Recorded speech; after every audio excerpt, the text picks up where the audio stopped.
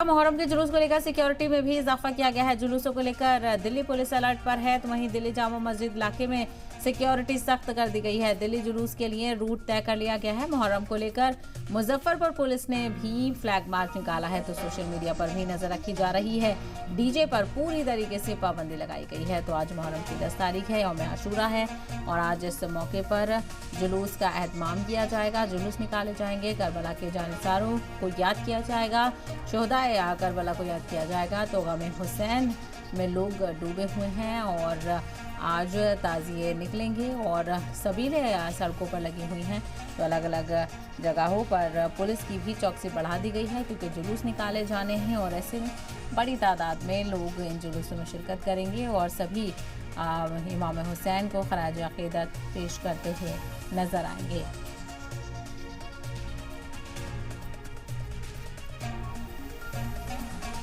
तो मुल्क भर में आज 10वां मुहर्रम मनाया जा रहा है, हालांकि दुनिया भर में भी इसका एहतमाम किया जाता है। शहीदान करबला को याद किया जाता है, उन्हें खराज अक़ीदत पेश किया जाता है। तो दिल्ली, यूपी समेत कई रियासतों में सिक्योरिटी के पुख्ता इंतजाम है।